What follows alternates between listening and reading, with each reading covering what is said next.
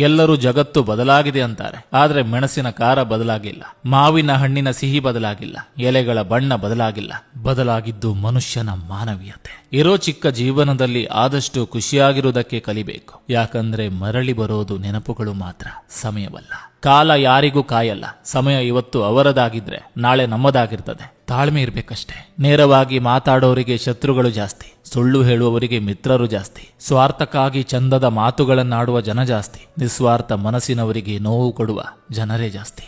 ಜೀವನದಲ್ಲಿ ಯಾರನ್ನಾದ್ರೂ ಮರೆಯಿರಿ, ಆದ್ರೆ ನಿನ್ನ ಕೈಯಲ್ಲಿ ಏನಾಗುತ್ತೆ ನಾನ್ ನೋಡ್ತೀನಿ ಎಂದವರನ್ನ ಜೀವಮಾನದಲ್ಲೇ ಮರೆಯದಿರಿ. ಜೀವನಕ್ಕೆ ಅವರೇ ಸ್ಫೂರ್ತಿ. ಮನುಷ್ಯ ಮನೆ ಬದಲಾಯಿಸ್ತಾನೆ, ಊರು ಬದಲಾಯಿಸ್ತಾನೆ, ಬಟ್ಟೆ ಬದಲಾಯಿಸ್ತಾನೆ, ಸಂಬಂಧಗಳನ್ನ ಬದಲಾಯಿಸ್ತಾನೆ, ಸ್ನೇಹಿತರನ್ನ ಬದಲಾಯಿಸ್ತಾನೆ, ಆದ್ರೆ ಅವನಿಗೆ ನೆಮ್ಮದಿ ಇಲ್ಲ. ಯಾಕೆ ಗೊತ್ತಾ? ಯಾಕಂದ್ರೆ ಅವನು ತನ್ನನ್ನ ತಾನು ಬದಲಾಯಿಸಿಕೊಳ್ಳೋದಿಲ್ಲ. ಕಷ್ಟಗಳು ಬರುವುದು ನಿಮ್ಮನ್ನ ನಾಶ ಮಾಡಲು ಅಲ್ಲ, ನಿಮ್ಮೊಳಗಿನ ಶಕ್ತಿಯನ್ನು ಅರ್ಥ ಮಾಡಿಸಲು, ನೀವು ಸೋಲೊಪ್ಪಿಕೊಳ್ಳದ ವ್ಯಕ್ತಿ ಎಂಬುದನ್ನು ಮನವರಿಕೆ ಮಾಡಿಸಲು. ಬರೀ ಹಣ ಇರುವವನು ಆಳಿಗೆ ಮಾತ್ರ ಯಜಮಾನ, ಆದ್ರೆ